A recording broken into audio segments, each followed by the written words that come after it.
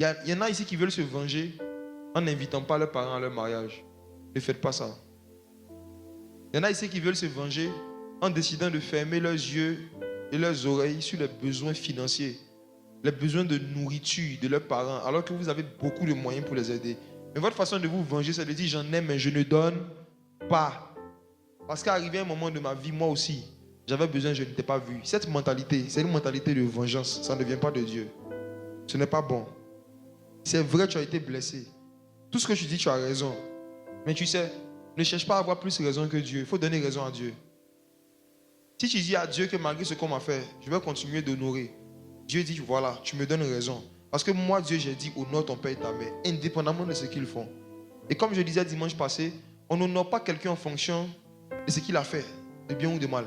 On honore quelqu'un en fonction de la fonction que la personne occupe. Donc si Dieu a donné à cette femme la fonction de mère dans ta vie, honore cette fonction. Si Dieu a donné à cet homme la fonction de père, honore. Toi, en ce qui te concerne, c'est Dieu qui va te venger. Ne te venge pas toi-même. Ne te venge pas toi-même. Pendant que je suis en train de parler, je peux voir le ciel ouvert. Et je vois quelqu'un ici qui a vraiment... C'est-à-dire, tu as une blessure. Quelque chose que ta mère t'a fait. Tu as décidé de te venger. La première manifestation de ta vengeance, c'est ton silence. Tu as coupé la communication avec elle. Et dans ton cœur, tu as décidé que par rapport à ton mariage, tu ne vas même pas l'impliquer dans certaines choses. Quand ça va arriver à un certain niveau, là, tu vas l'informer. Pendant que je suis en train de te parler, l'Esprit de Dieu est en train de toucher ton cœur et il te dit, pardonne. Ne te venge pas toi-même. Laisse agir la colère. Il y a quelqu'un ici qui m'écoute qui a été abusé sexuellement par un membre de sa famille. Et tu comptes te venger un jour. Pour le moment, tu n'as pas encore les moyens de le faire. Mais un jour, tu comptes faire quelque chose, juste dans le but d'humilier la personne. Voici ce que dit le Saint-Esprit.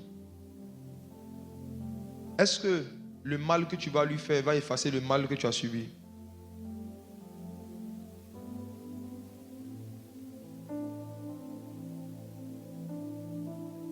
Est-ce que si quelque chose de mal lui arrive, ça va effacer le passé?